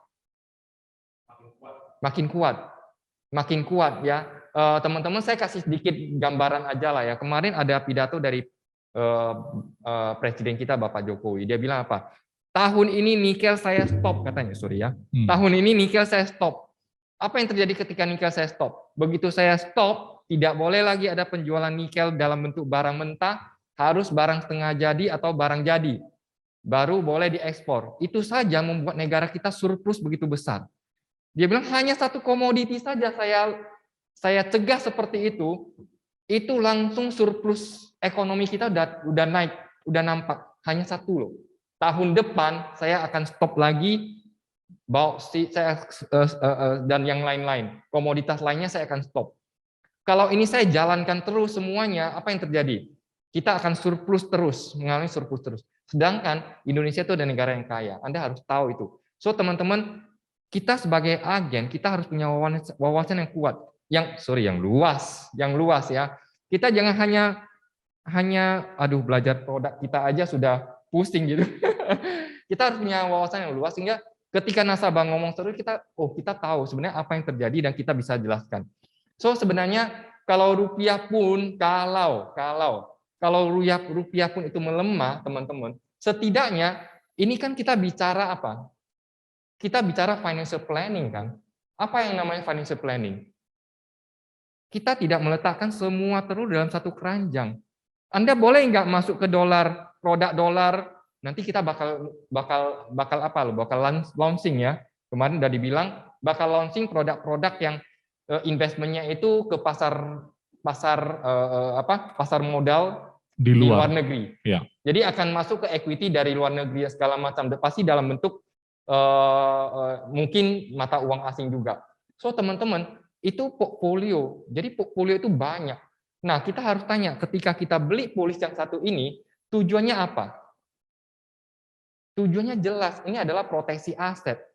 Yang dimana semua jenis portfolio itu punya punya resiko investasi yang berbeda. Ini adalah yang kalau saya bilang adalah, teman-teman, satu kata kuncinya adalah ini sebuah investment yang sifatnya hampir dikatakan no risk, tapi return-nya masih sangat bagus. Ngerti ya teman-teman ya? Jadi kalau kita ada yang bandingin dengan wah saya beli emas, saya masuk ke bisnis. Anda waktu masuk ke bisnis saja, saya tanya teman-teman, bisnis apakah berani jamin 5 tahun kemudian, 10 tahun kemudian pasti untung? Belum tentu, bahkan banyak sekali nggak sampai 5 tahun pun sudah rugi. Sudah rugi loh teman-teman, sudah harus tutup. So teman-teman, kita yang namanya kita bicara financial planning, kita bicara asset planning, kita bicara asset allocation, kita harus ngerti tujuan dari ini apa. Setidak-tidaknya kalaupun dolar naik ataupun bisnis Anda hancur dan segala macam, Anda setidaknya sudah garansi loh teman-teman. Ya. Saya garansi 5 tahun kemudian, 10 tahun kemudian, 15 tahun kemudian, 20 tahun kemudian, saya angkanya garansi sudah pasti. Aset saya ada 3 miliar misalnya. Itu setidaknya walaupun inflasi, Anda mau jatuh semuanya, ini masih ada uangnya loh. Iya. Teman-teman ngerti ya? So Anda tidak perlu takut. Kalau nasabah datanya seperti itu, kita harus ngerti. Ini tujuannya untuk apa? Saya juga tidak mengharapkan Anda semua dana Anda itu masukin ke sini. Ya. Salah loh itu. Ya. Ya. Jadi ketika kita ketemu sama nasabah, kita betul-betul jadi konsultan yang betul-betul kita ngerti. Nah, berapa yang Anda harus masukin di sini? Anda boleh silakan. Mau main saham, mau main kripto, mau main bisnis apapun yang beresiko tinggi, iya tetap Anda harus punya satu yang pasti produk ya. yang pasti seperti ini. Ya. Yang income-nya, return-nya rata-rata di atas bank, tapi risk-nya hampir tidak ada. Kalau ada inflasi, itu kita tidak bisa hindarkan gitu. Kalau inflasi siapa yang bisa hindar coba? Ya. Anda mau pegang apapun inflasi kan gitu kan. Nah, so teman-teman kita bisa belajar ya hari ini ya. Wawasan kita harus lebih luas lagi. Atau lebih baik saya invest di properti katanya kan. Jadi bagi saya itu properti sangat lucu ya ketika dibanding sama produk-produk seperti asuransi, tabungan biasa gitu. Kenapa? Karena sebagus-bagusnya properti yang kita sedang incar, bagus banget, tapi kita nggak bisa beli separuh kan. Kita nggak bisa beli sesuai kemampuan kita. Contohnya, properti ini bagus. 1 unit paling 1 miliar, saya punya uang 200 juta aja. Saya beli 1 lantai deh, lantai 2, 3, 4, orang lain ya nggak bisa dipenggal. Jadi sebenarnya balik lagi ya, sebenarnya tujuan kita. Kalau properti lebih bagus invest di properti ya silakan juga gitu loh. Kenapa? Kalau properti adalah yang terbaik gitu misalnya, di bank pasti nggak ada dana deposito. Orang kaya semua beliin properti uangnya semua, kan nggak mungkin juga. Dan kita belajar ya, kita belajar dari kenyataan kan gitu ya. Kalau kita tanya investasi properti saat sekarang ini semua orang pada takut. Karena ternyata ketika saya tanya dengan teman-teman di bank, mereka semua sekarang kondisinya adalah apa? Kredit macetnya itu super tinggi sekali. Betul. Super tinggi sekali. Kenapa? Itu rata-rata yang diagunkan adalah properti. Kenapa? Karena banyak sekali orang-orang sekarang yang dulu dia dapat uang di properti. Jadi keenakan kan? Beli properti banyak. Ketika ekonomi resesi ataupun ada gara-gara seperti ini kita tahu adanya Covid. Dia begitu pegang properti tidak liquid. Asetnya besar tapi tidak ada cash. Iya, jadi dia ketika dia butuh nggak bisa. Dia mau butuh dia nggak bisa, dia mau jual sekarang, nggak ada yang mau beli. Atau dia jualnya separuh ruko, nggak bisa juga. So teman-teman kita kalau mengerti ini, maka kita harus tahu bahwasanya bagaimana mengelola uang dengan benar. Ya. Kita jangan taruh semua ke dalam satu portfolio atau satu investasi yang itu bakal menyusahkan kita. Jadi kuncinya adalah apa? Diversifikasi. Iya. Dan kalau Anda adalah orang ahlinya, Anda ada orang yang ready untuk ini semua, Anda pasti akan kasih jawaban. Oke, Anda boleh di properti boleh, nggak salah ya. Anda mau investasi, tapi ingat jangan semua ya. Properti tidak selamanya hijau, kan gitu ya. Saat dia merah bagaimana? Anda nggak ada cash flow sama sekali. Terpaksa apa? Terpaksa Anda harus jual juga, jual rugi. Ya, dan ini saya ketemu dengan beberapa klien yang sempat bicara dengan saya dan itu sangat menyedihkan sekali. Berarti propertimu bisa cut loss ya? Bahkan yang nasabah saya yang notabene sudah aset di atas ratusan miliar itu sekarang habis semua. Bayangkan orang yang punya aset 100 miliar itu bisa habis semua. Gara-gara apa? Gara-gara main properti. Waduh. Ngeri sekali. Jadi kalau di asuransi, dia buat 3 miliar, bisa loh nggak Pak? Nggak bisa, itu udah pasti. Nanti tahun ke-20 ambil 3 miliar. Nggak ada loss-nya lagi gitu. Kita udah kunci, teman-teman. So, Anda, apa yang harus kita lakukan? Yaitu, kita harus diversifikasi. Jangan semua di sini juga, jangan semua di sana juga gitu. Ngerti ya, teman-teman ya? Kalau ada yang nggak ngerti, boleh langsung tanya gitu. Jadi, Anda langsung bisa puasin diri gitu. Jangan nanti jadi mungkin disimpan lagi gitu. Bagi teman-teman yang ada di Zoom juga, yang ada di sini juga, mungkin teman-teman merasa ya jawaban-jawaban seperti ini kok saya disuruh jawab kayak gitu nggak bisa deh gitu kan. Sebenarnya nggak usah khawatir juga, karena ini perjalanan ya. Artinya Anda pelajari aja semua, pelajari aja. Kembali kepada yang saya ngomong tadi di pembukaan. Di dunia ini nggak ada yang sulit kalau sudah tahu caranya. Kalau belum tahu caranya, hal gampang pun jadi sulit. Orang nggak tahu. Kalau saya bilang, Pak Eri ke toilet dong, toiletnya di mana nggak tahu, sulit nggak? Kesulitan kalau nggak tahu. Tapi kalau udah tahu, ke toilet di mana, sambil merem pun nyampe lah. Kenapa? Orang udah hafal gitu loh. Artinya di dalam dunia asuransi memang dunianya luas sekali. Di dalamnya mencakup ilmu kesehatan, ilmu psikologi, Ilmu apa lagi? Keuangan, ilmu hitung, ya kan? Ilmu apa lagi? Ilmu percintaan, betul nggak? Kita harus punya cinta baru bisa beli polis kan? Apalagi ilmu apa lagi? Semua ilmu kan terlibat di dunia asuransi. Artinya belajar terus aja, nggak masalah. Kalau Anda merasa ini sulit, karena memang topiknya pertanyaan sulit. Jawabannya sampai sulit juga ini kan. Sampai Pak Heri jelasin orang kaya pun punya banyak properti bisa sampai bisa kolaps kolaps gitu kan, bangkrut gitu kan. Wah, ribet banget ya. Kalau saya disuruh ulang perkataan Pak Heri dan Pak Iskandar di depan nasabah, saya nggak bisa ulang.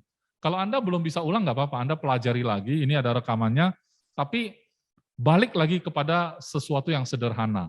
Anda jalani enggak gitu. Anda coba prospek dulu. Dengan yang sederhana dulu. Ajak orang nabung dulu. Bayar 5 tahun, 10 tahun ambil, pasti angkanya. Kamu pengen punya uang berapa 10 tahun ke depan? Balik ke sales stock aja. Simple dulu. Nanti kalau dia muncul, apa saya main properti segala macam, baru ini butuh. Tapi kalau enggak, langsung closing itu. Jadi teman-teman jangan kayak ribet-ribet banget kan, kayak pertanyaan sulit sudah saya kuasai. Saya sudah ikut tapi belum saya kuasai. Tapi tetap harus dijalankan. Tapi gitu. yang paling penting, benar kata Pak Iskandar, harus dijalani. Ketika Anda menjalaninya, Anda ketemu masalah di lapangan, itu akan membuat Anda itu otak Anda akan berputar. Ya. Kalau Anda tidak ketemu masalah di lapangan, otak kita nggak akan berputar. Betul. Percaya atau tidak? Berputar dalam arti adalah ketika ada pertanyaan-pertanyaan sulit, Anda akan membuat otak Anda mulai berpikir, kenapa saya dulu nggak mikirin ini ya. Nah kalau seperti ini saya jawabannya seperti apa. Ya. Secara tidak langsung Anda juga pasti ingin tahu jawabannya, itu membuat wawasan Anda semakin baik. Makanya orang-orang yang sering turun di lapangan, orang-orang yang benar-benar mempraktekannya, itu biasanya ilmunya pasti lebih tebal. Ya, kalau ibarat ginilah, kalau kita berkelahi, kita latihan saja, ya, nggak pernah di lapangan nggak pernah benar-benar berantem ya. Berani, itu percuma. Ilmunya pasti lebih kuat orang-orang yang ada mempraktekannya di lapangan. Ya. So ini sama. Ya, prinsipnya sama. Iya, setuju. Jadi teman-teman, apakah masih ada pertanyaan? Ya, silakan. Ya.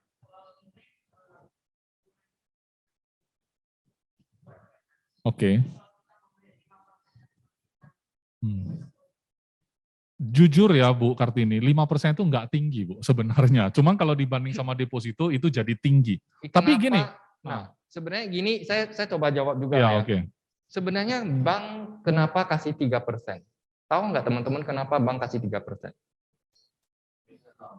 Karena apa? Tidak tahu. Karena pelit.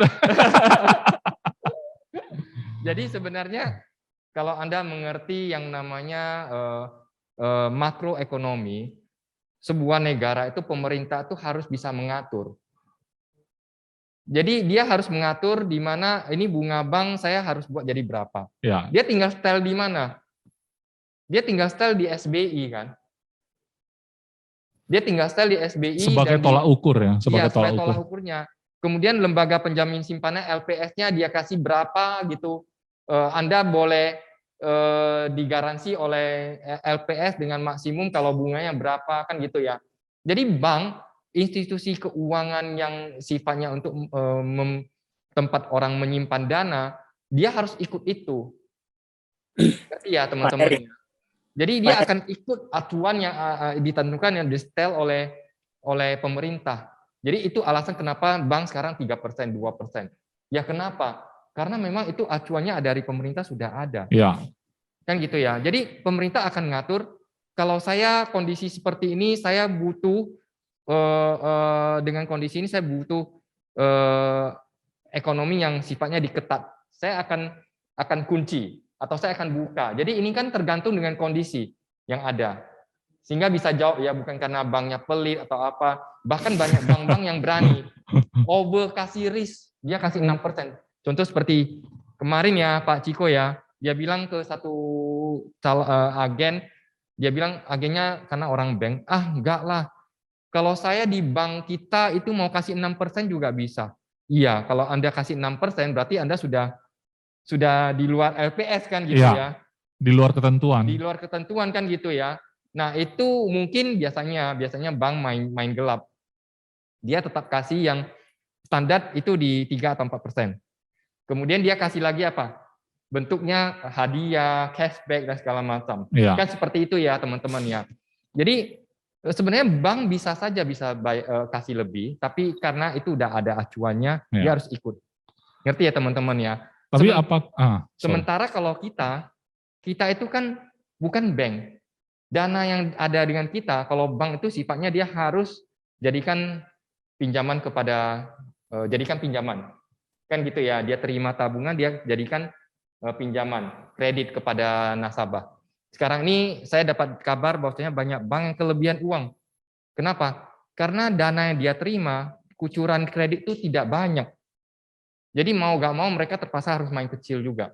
Terpaksa kalau bank-bank yang kuat, kata Kartini kan, bank-bank yang kuat, dia terpaksa harus kecilin gitu.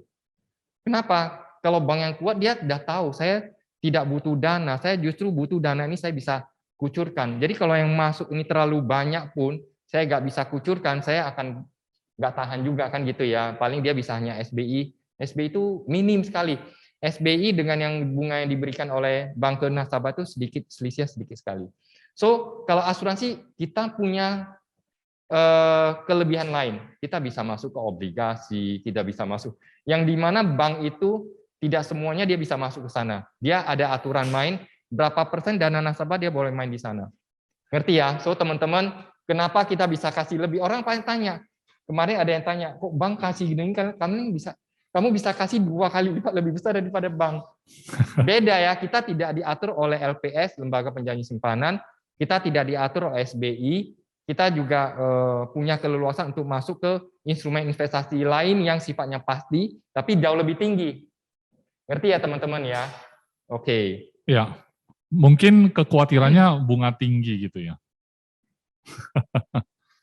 Cuman ya di bank sendiri pun ya, di bank sendiri pun sebenarnya ada tabungan biasa, bunganya lebih rendah. Deposito lebih tinggi dikit, kenapa? Tapi harus dikunci 1 bulan. Ya kan? Nah, jadi kalau kita kunci berapa lama? 10 tahun loh. Wajar dong gitu loh. Ya, artinya sangat wajar sih. Kecuali tapi kita bilang 20%, nah itu bahaya. Ini kan ceritanya adalah, ini kan perusahaan besar. Kalau kita nasabah kan adalah masyarakat awam yang kecil gitu ya. Bagi kita sebenarnya, bagi kita aksesnya tidak bisa main besar, 5% itu bagus loh. Bayangkan ya teman-teman, kalau produk ini kita kasih kepada nasabah-nasabah yang selama ini dia simpan uang hanya di tabungan. Tabungan yang sekarang ini kalau Anda tahu bunganya itu tidak sampai 1%, 0,3%. BCA lebih parah lagi, nggak sampai 0,1, 0,08%. Itu kalau Anda ada rekening tabungan tahapan BCA, Anda coba cek deh bunganya berapa. 0,08. Kayaknya kalau taruh 500.000 habis di uangnya. Habis. 5 juta enggak, di 5 juta, 8 juta masih minus. Ya. Nggak sampai untuk bayar ADM. Iya, makanya. Ya. So, teman-teman, kita kasih solusi loh pada orang ini. Bisa kasih lebih. Oke, saya pikir itu ya. Masih ada? Masih ada pertanyaan? Pak Ciko tanya SBI. Pak Heri. Halo, Pak. Kalau dia WNI, punya KTP, itu bisa. Karena UP itu, gimana? Oh, kalau dia posisinya di luar negeri nggak bisa. Kalau posisi dia saat ini di luar negeri nggak bisa. Karena tanda tangan segala macam itu harus di Indonesia. Kecuali dia pulang di Indonesia. Dia sempat pulang di Indonesia, dia beli, kemudian dia balik lagi. Ya, itu bisa. Ya. Halo, Pak Online Hari. video kan sesama Indonesia. Karena ya, hukum tetap ada apa? di ini. Pertanyaan. Di Zoom. Oke. Pertanyaannya apa? Dari yang di Zoom? Pak Ciko ya? Bu Suwarti tanya tentang... Bisa dengar suara saya, Pak? Saya pakai bicara aja lebih gampang ya. Ceknya nanti panjang. Bisa dengar ya, Pak? Halo? Nggak dengar. Oh, nggak dengar ya. Gimana? Suaranya coba ulang lagi. Ya. Saya pakai, sebentar ya. Halo? Halo? Ya, pertanyaannya, Bu. Bisa dengar ya, Pak Heri? Ya. Tadi saya pakai earpod, nggak dengar ya? Ya, ini udah Ini udah dengar, Pak? Iya, Bu. Pertanyaannya apa, Bu? Saya mau tanya, saya ada tawarkan ke orang bank sama ada satu lagi family. Mereka sodorkan ke saya masalah katanya mereka udah trauma. Oke, Saya tadi saya kita kan udah nggak jawab ya tahu, ini ya. saya kan nggak tahu produk itu gimana ya. Saya nggak Oh. pernah tahu. Jadi apakah ini yang tadi Pak Heri bilang bahwa dia itu berupa reksadana yang bisa dicairkan setiap saat gitu ya? Kalau Benar, si Wanti. benar. Jadi Bu Suwarti, ini adalah produk yang berbeda dengan produk kita. Produk kita adalah produk asuransi tradisional, di mana kita ada masa bayar masa bayarnya 5 tahun. Kemudian ada masa proteksi 10 tahun. Nah, atau 15 tahun atau 20 tahun. Dan uang yang bisa dicairkan itu juga harus tunggu masa jatuh tempo tahapan. Setiap 5 tahun baru bisa keluar kan ya Bu Suwarti. Tahun ke-5, tahun ke-15, 20. Kan gitu ya, 5, 10, 15, 20. So teman-teman beda sekali dengan produk yang kemarin itu banyak kejadian, banyak perusahaan yang mengeluarkan produk yang sebenarnya itu adalah reksadana yang bisa dicairkan kapanpun sebenarnya. Jadi dia kasih bunga yang tinggi dan notabene ada yang katanya ini juga ada NAV-nya. Walaupun NAV-nya rugi, saya tak akan bayar sebesar 11%, 12% itu under table. Nah, kalau Anda sudah ngerti seperti itu, Anda ngerti kemana sih ini, bagaimana company-nya bisa dia kelola uang rugi, tapi dia tak bayar kita untung. Kan gitu ya. Nah, itu kapanpun bisa cair gitu. Nah, portfolionya apa? Kan gitu ya. Kalau kita tanya yang lebih lanjut lagi, teman-teman kita bisa belajar, mereka kasih itu return-nya bisa sampai 12%, belum termasuk segala hal, kontes dan segala macam. Ingat loh, angka mereka itu pure dari dana yang disimpan. Beda dengan kita ya. Ada orang tanya juga ya, tapi kan komisi produk kita tinggi juga. Beda loh. Komisi kita itu dihitung dari mana, teman-teman? Komisi kita bukan dihitung dari total dana. Jadi kalau misalnya nasabah dia mau simpan 5M, 500 juta, 1 tahun dia simpan 100 juta. 100. Kita dapat komisi Dari tahunan, premi bukan tahunan. dari total dana, dari premi tahunan 100 juta dikali. Dan itu kalau dihitung secara persentage jadinya lebih kecil kan gitu ya. Kelihatannya besar tapi kita hitung dari sini gitu. Tahun pertama dan tahun kedua. So persen yang kira-kira return digaransi oleh company kepada nasabah pun itu tidak besar. Kalau nasabah itu sudah digaransi 12%, belum plus biaya lainnya itu dan dikali dari dana yang itu aja. Jadi kalau 1 miliar itu betul-betul bulat-bulat angka itu 2% saja selisih, itu besar loh untuk kita. Kalau dibanding cara kita ya, Iya, betul. 2% saja ngeri loh. Jadi kemarin kalau yang produk seperti itu, mereka total cost-nya itu saya pernah hitung, mereka minimal harus dapat 25% baru bisa total tutup biaya yang ada. Kalau sudah 25% minimal loh ya, dia harus cari portfolio apa? Dia mau cari apa coba? Kasih pasti loh, fix 25%. Ada nggak, pertanyaannya adalah, ada nggak portfolio yang bisa kasih 25% fix? Nggak ada. Itu technically sudah pasti tidak ada.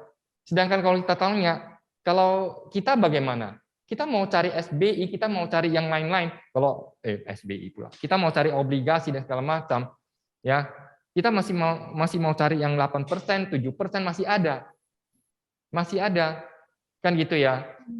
Itu yang sama kita aja. Belum lagi yang korporasi itu bisa lebih tinggi lagi. So teman-teman, kita harus paham ya, ini produk yang berbeda, sehingga kalau produk yang itu bisa terjadi tutup atau di hold, itu wajar sekali. Simpelnya adalah gini, pertama cost-nya terlalu tinggi. Hampir boleh dikatakan adalah perusahaan terima dana tersebut mau disimpan di portfolio apa juga kita nggak tahu. Yang kedua, kapanpun bisa diambil. Ketika terjadi salah satu institusi itu bermasalah, yang lain pasti akan takut kan, nasabah pasti akan takut. Kemudian semuanya melakukan redemption atau melakukan surrender, penarikan. Apa yang terjadi? Company pasti kolaps. Sedangkan bank saja yang hanya bank yang hanya kasih 3%, kalau diras juga kesulitan. Benar atau tidak? Jangankan yang kasih 20-an%, yang kasih 3% aja diras itu akan masalah. Kalau di perusahaan asuransi, itu apakah bisa diras? Ya Anda mau cair-cair lah silakan.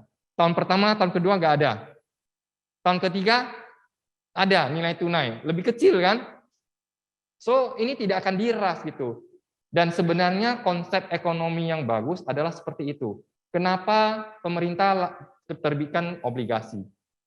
Itu jangkanya biasanya 25 tahun, 30 tahun. Itu biasanya yang dapat bunga lebih bagus, kan gitu ya. Kenapa? Karena memang secara ekonomi dibutuhkan dana-dana itu yang jangka panjang. Kalau saya mau bangun pabrik, saya keluarkan obligasi yang hanya 2 tahun, atau 1 tahun, atau 5 tahun, wah saya nggak mungkin bisa.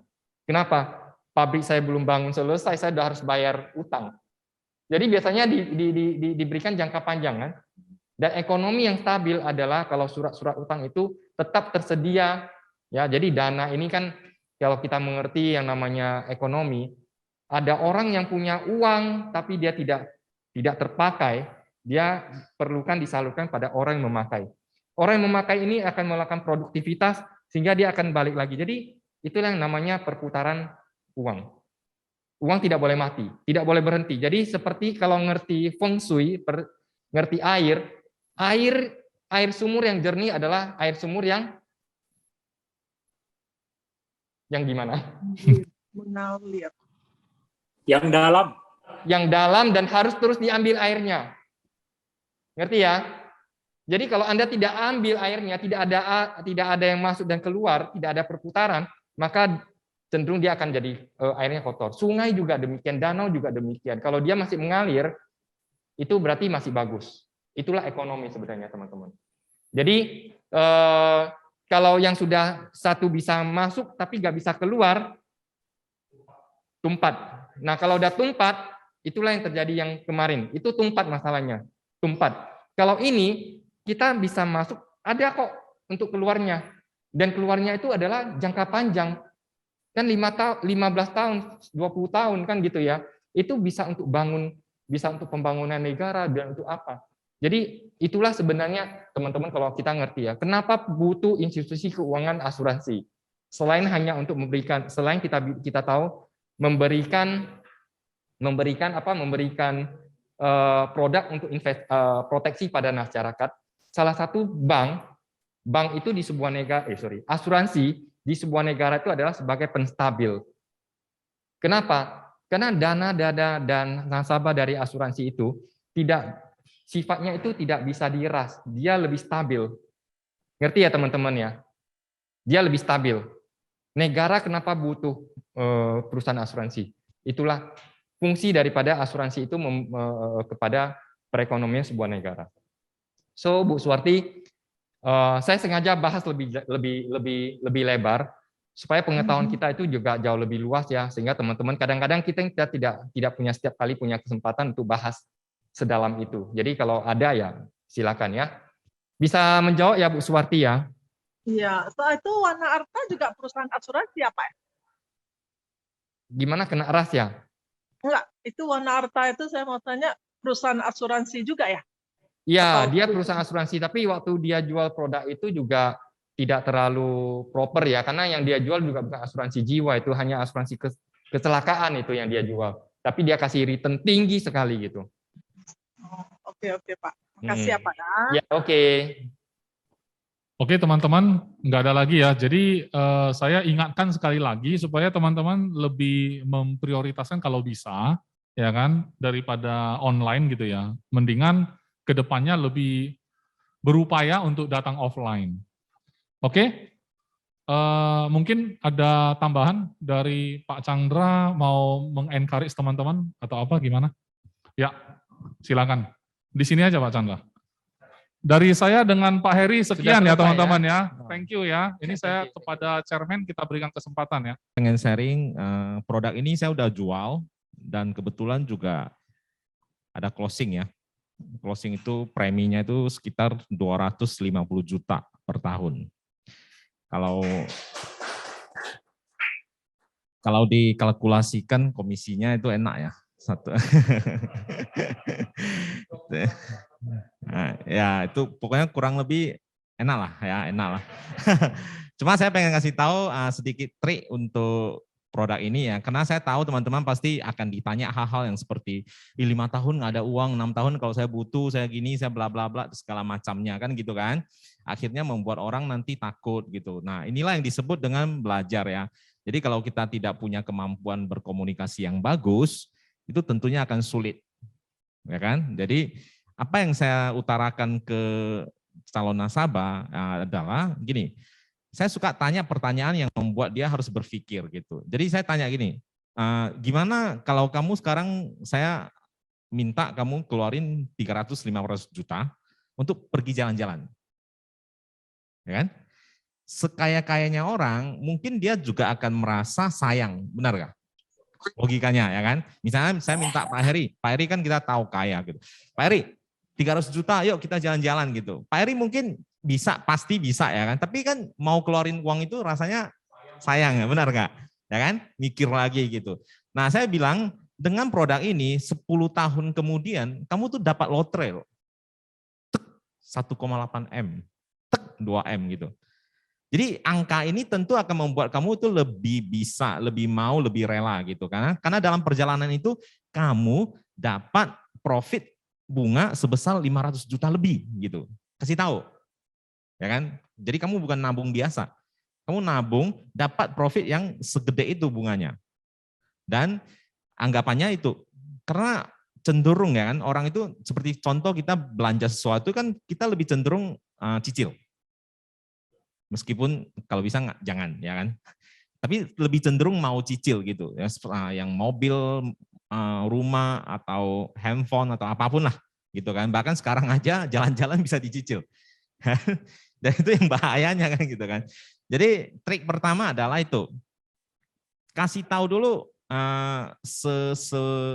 sekaya apapun kita, kalau tiba-tiba keluarin uang 300, 500, 600 juta 1 M pun kita pasti sayang. Tapi pada akhirnya kan kita harus menikmati hidup kita juga. Kalau ujung-ujungnya semua disimpan tanpa kita istilahnya menikmati hidup ini, itu juga kesannya sayang gitu kan. Tapi yang saya kasih tahu ini produk ini, jadi saya langsung kasih tahu ujungnya dulu, ya kan? Jadi nanti dia simpan seperti anggap aja seperti buang dulu lah 5 tahun ini. Istilahnya agak irit dulu lah ya kan, nanti tiba-tiba jadi uang itu gitu. Nah, itu satu ya kan. Kedua, tambahin lagi UP, karena saya udah memastikan angka ini akan terjadi begitu start kamu store dana ya kan. Dia tanya, jadi kalau mati beli terus tewas gimana, ya langsung dapat UP gitu, langsung tercetak angkanya itu. Ya kan, ini bisa kamu lakukan. Ini jadi produk ini saya bilang kamu bisa gunain nanti untuk pensiun, bisa jadi ya mana tahu anak pengen usaha atau apalah gitu. Yang penting yang paling saya kasih tahu biasanya adalah saya kasih tahu yang paling penting itu bukan masalah inflasi, yang paling penting itu bukan masalah 10 tahun lagi kan uang kita kecil atau enggak. Enggak. Yang paling penting itu adalah apa? Ada dulu. Dana itu ada dulu. Kan banyak nanti kan, itu nanti 10 tahun lagi, 15 tahun lagi kan udah kecil. Ini bukan masalah kecil atau besar, ini masalah ada atau enggak. Bukankah jauh lebih penting ada dulu? Ya kan, masalah inflasi gampang saya bilang. Jadi kalau nanti, terus saya lanjutin gitu, misal lagian 2M yang ke depan 10 tahun lagi, itu belum tentu kecil loh. Misalnya uang kita itu sekarang 10 tahun lagi ya, uang Anda itu sisanya 100 juta di bank. 2M kecil enggak? Besar kan? Jadi besar banget kan? 2M itu besar enggak? Jadi besar banget kan? Tapi kan sekarang Anda mengatakan nanti kecil gitu kan. Besar kan, buktinya besar kalau saat itu terjadi. Tapi kalau terjadinya balik, Chan gimana? Kalau saat itu saya makin kaya, oh makin bagus lah. Saya akan minta Anda makin nabung. Ya kan? Ya mau kecil mau besar, saya juga tetap akan minta Anda nabung kan bisa gitu. Jadi tadi yang seperti tadi kata Pak Heri ya, di sini saya berharap teman-teman itu benar-benar bukan lagi sekedar belajar produk ya. Kita harus benar-benar punya skill komunikasi yang saya utarakan sekarang kan rasanya enak ya, ngobrol dengan nasabah gitu kan. Kemungkinan closingnya kan jadi lebih gede, benar nggak? Daripada ditanya gitu terus kita bingung gitu kan. Nah, jadi mungkin kedepannya kita akan lebih banyak sharing hal-hal yang tentang pengetahuan umum lah setidaknya. Karena ini seperti tadi Pak Iskandar mengatakan bahwasanya ini adalah bisnis yang membutuhkan banyak ilmu, ya kan? Ilmu kasih sayang, ilmu politik, ilmu saham, ya, ilmu apapun lah gitu. Jadi kita harus lebih belajar itu lagi ya jika pengen closing rasionya itu lebih tinggi. Oke, jadi teman-teman diharapkan Sabtu berarti lusa ya, Senin itu kalau bisa kita mulai yuk untuk offline. Karena gimana pun offline itu kan kalau kita udah setiap meeting kita bisa ngobrol, dari ngobrol kita bisa dapat ilmu ya kan. Dari ilmu ini rasio closing kita tinggi gitu. Mungkin selama ini Anda udah berusaha banget ya kan belajar ini itu gitu. Tapi gimana pun ya ketemu feel-nya itu lebih beda pastinya. Oke? Jadi saya harap teman-teman yang di Zoom ya jangan kalau bisa yuk seperti dulu lagi, anggap aja COVID udah nggak ada ya. Tapi jangan juga nggak ada protokol ya. Di sini juga semua protokol kesehatannya juga apa ya. Oke, jadi sekian. Terima kasih untuk teman-teman yang ada di Zoom dan di offline ini. Thank you.